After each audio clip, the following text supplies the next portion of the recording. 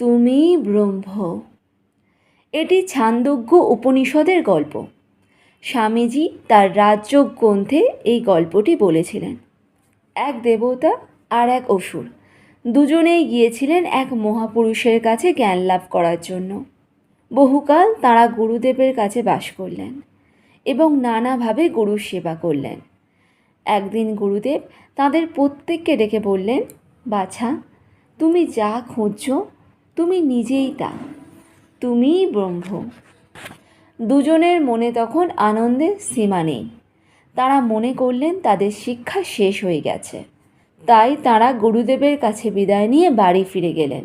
নিজেদের আত্মীয় কুটুম্বদের নেমন্তন্ন করে তারা বললেন, যা জানতে গিয়েছিলাম তা জেনেছি। গুরুদেব বললেন, আমিই ব্রহ্ম। এসো, সকলে মিলে আমরা আনন্দ করি।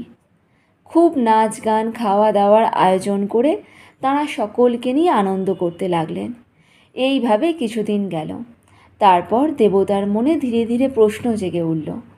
গুরুদেব বলেছেন, আমি ব্রহ্ম, এই কথাটার মানে কি? এই শরীরের তো জন্ম আছে, মৃত্যুও আছে, কিন্তু ব্রহ্মের তো জন্ম মৃত্যু কিছুই নেই। তাহলে এই শরীরটি ব্রহ্ম, এ কথা কি করে সত্য হয়? দেবতা তার মনের প্রশ্নের কোনো জবাব খুঁজে পেলেন না। তাই তিনি আবার তার গুরুদেবের কাছে গিয়ে উপস্থিত হলেন। অসুরের মনে কিন্তু কোনো প্রশ্ন জাগেনি। শরীরটাই যে ব্রহ্ম, এ সম্বন্ধে কোনো সন্দেহই তার মনে ওঠেনি। যত রকমে পারে নিশ্চিন্ত মনে সে তার শরীরের যত্ন করতে লাগলো। নিত্য নতুন ভোগ বিলাস আনন্দের ব্যবস্থা করতে লাগলো। দেবতা তার গুরুদেবকে জিজ্ঞাসা করলেন, গুরুদেব, আপনি বললেন আমিই ব্রহ্ম, আপনি কি আমার শরীরটার কথা বলছেন?